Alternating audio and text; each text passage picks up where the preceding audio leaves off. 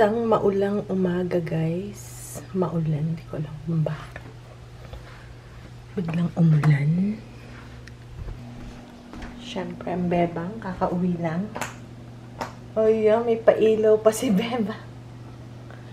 May pailaw si Bebang. Hala, ang cute niya. Pagod na pagod, may kaaway yung puso kagabi. Yoko, stretch eh. Okay, patay natin ito para makatulog si Bebang. So, magagawa ko ng baked scallop potatoes na may cheese and may sauce. And, nag-boil muna ako ng patatas. And then, pag na-boil yun, yung medyo half-boil, magagawa tayo ng ating yung sauce. Ano ang tawag doon? Basta yung roux, parang gano'n. So, ito muna butter. Tapos lagyan ko ng garlic powder. Also, onion powder. And then, also itong thyme. And then, pag naluto na itong potatoes, hihiwain natin ng pabilog. And then, pag nahiwa natin ang pabilog, ilalagay natin sa baking dish. And ilalagay natin tong ating sauce. And then, cheese on top. And then, ibibake. And yun na yung ating. Pwede siyang lagyan ng chicken. Actually, nagpakulo na ako ng chicken. Na pwedeng shredded chicken. Parang mga bagong recipe. Tapos lagyan natin ng milk. No, hindi ko na nailabas. So, milk. Okay. And then, yung ating and then, lagyan natin ng flour. Ito yung pwedeng sa akin from Sunrise.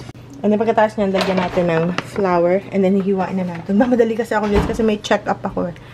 Tingnan ko lang to kung okay na. May check-up kasi ako guys. Ayan. Medyo okay na yun. Papatayin ko na siya. Okay? Oh!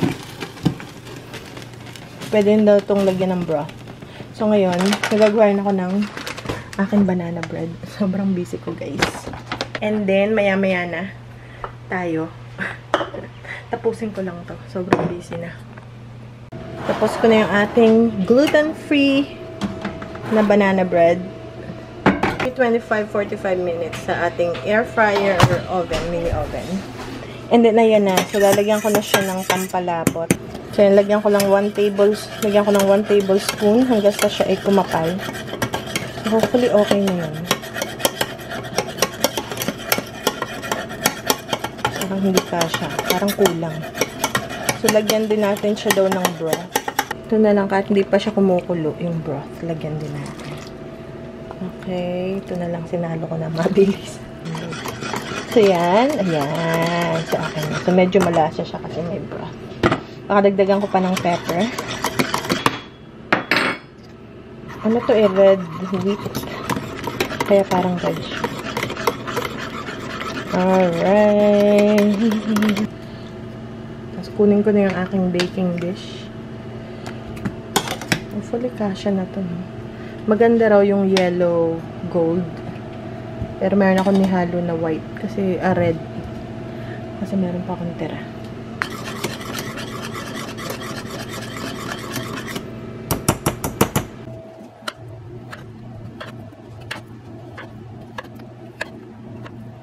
Help!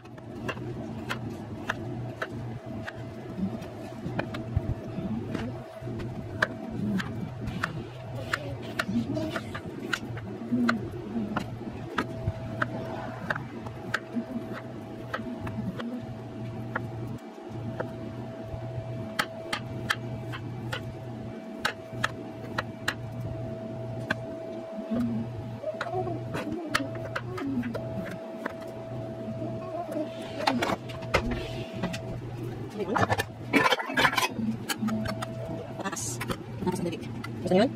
Ha? Pa?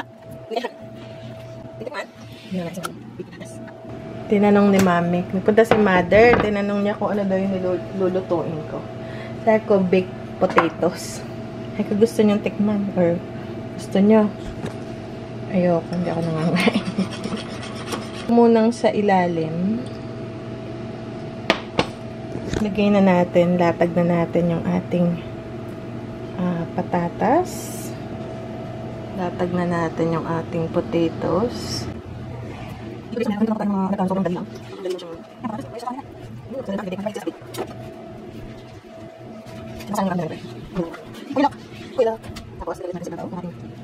So, lagyan din natin ito. Kasi mga tira-tirang cheese. Yung mga cheese na wala ako talaga nung shredded eh. Kasi biglaan to. Hindi ko talaga planado. Parang naisip ko lang today. Para madaling i-prepare. Gusto kong magpansit kaya lang. So, yan muna. And then, meron din tayong mozzarella cheese. So, layer by layer. Okay. Ano to? Cheesy. Cheesy. Tapos, meron tayong Mexican cheese. Ito yung easy to melt na cheese. Yan. Para naka-layer na yun. Okay. Para ma-cheesy. And then, another layer.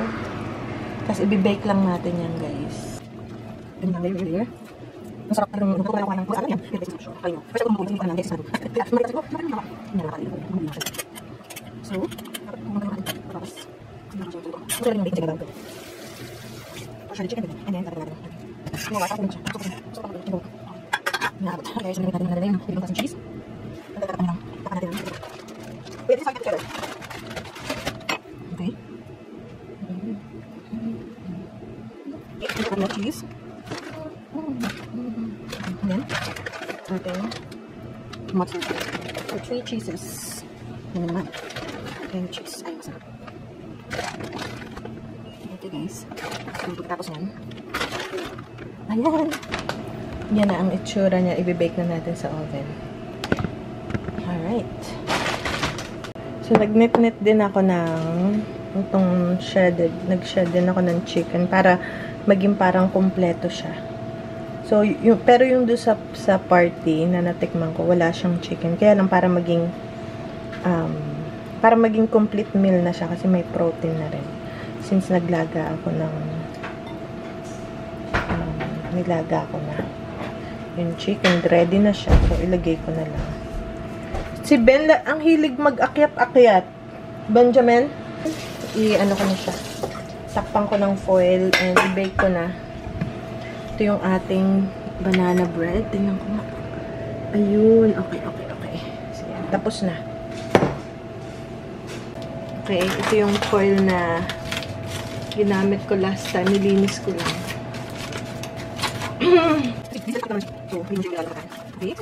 Then, 350 for siguro 45 minutes or 1 hour. Ganun. So, pagbalik ko na lang. And then, maghuhugas ako ng plato. And then, magpiprepare na ako. Kasi paalis na ako. Yung kasing check-up kasi dito sa Amerika is ano siya, yearly check-up. So, medyo maaga pa. So, maglilinis-linis muna tayo. Okay, see you later. Nalagay lang natin pag nag-bip-bip na ang jeep. Inililimpyo ko lang. Ito na yung ating init. Dahan-dahan kasi mainit. Okay. Itong, ano guys na to, yung baking dish, ano lang yun, 350 and below lang yun. Pag nilagay nyo ng mas mataas doon, mababasag siya. Ang kaya niya lang i-tolerate ay 350 and below. So, mga 45 minutes. Pag kulang pa, lagyan ko pa ng another 15 minutes. Ayan, tapos na ako. Talaga naman. Busy. Okay guys, see you later. Eto na guys. Wow! Ayan na, guys. Kumukulo-kulo pa, oh. Oh my goodness. Okay, so hayaan lang muna natin. May ganap sabi ng adobo. I don't have adobo, baby boy. Adobo? Next time, I'm gonna make this. Chicken with rice. Chicken, I know, but we don't have chicken anymore. Next time, I'm gonna make again tomorrow. We have rice. We have rice, but I don't have adobo. Ang broccoli kasi paborito niya to. Ito na yung ating banana bread. Yeah, we're gonna make some later.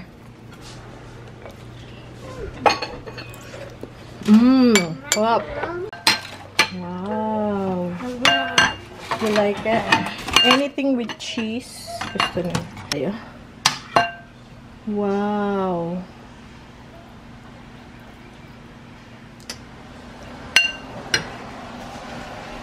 Okay. So, ito na guys.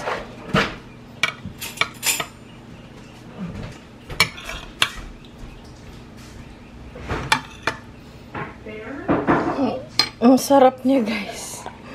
Ang sarap niya.